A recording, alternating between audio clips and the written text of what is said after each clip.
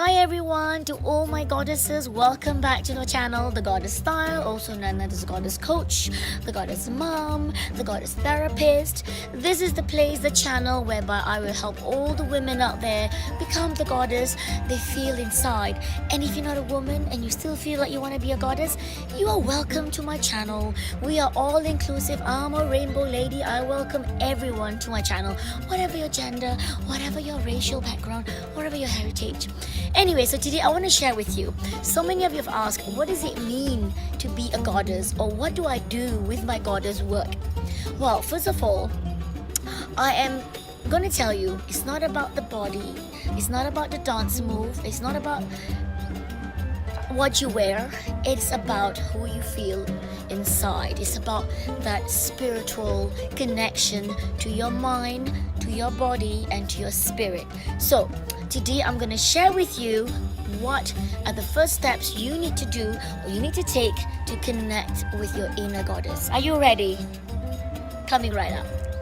Before I show you the first step to achieving goddessness, have you subscribed to my channel yet? If you haven't, subscribe there right now. Click on my name, click on subscribe, and I would love it if you not only subscribe, you comment on this video when you're done, click like, thumbs up, and don't forget to be notified when my next video is coming up. Now, let's get on with the exercise. So where does the place of goddessness begins? As with everything in life, it begins from right here, my mummy tummy and your mummy belly. If you're not a mummy, it's just your tummy, it's your belly, it's your womb. This is where life begins. But in yogic philosophy, there's also something kind of behind your womb, behind your tailbone, between your tailbone and your womb. The place is called a kundalini. It is similar to a coiled serpent. It's just waiting, ready to spring into life, to spring into action when you waken it up. So the energy comes from here. So when you have woken up your kundalini, this is the base chakra, and you cannot reach enlightenment, which is the 7th chakra, until you waken up your base chakra. How do you wake it up? Can you go, hello, hello, wake up, chakra, wake up my kundalini? It doesn't work that way. You need to do some movements, you need to connect. So first of all, you need to absorb the energy. That's your feminine energy.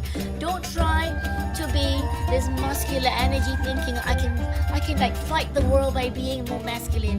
No, you need to first embrace your feminine energy, right? So one of the things I like to do to connect with my female energy, with my female energy, is to, of course, touch your sacral area, and then we do a lot of movements. We do a lot of movement to get it going, to get it to be woken up slowly. It takes months, maybe even for some people, it might be weeks before they are connected to their lowest chakra, to their base chakra. But these are the things that you can do. For example, in my class, I talk about like making hip circles. Very tight. You absorb the energy created by this hip circle, and then you have big ones like this, and then you do movements like this. But it's always about the hip. When you look in the mirror, touch your hips. This is the place of life and birth, right? So appreciate it, energize in it, revel in it, and just tell yourself, I am a goddess. So this is just the beginning phase, is to get connected with your kundalini right there, all this female energy. Don't be afraid of it.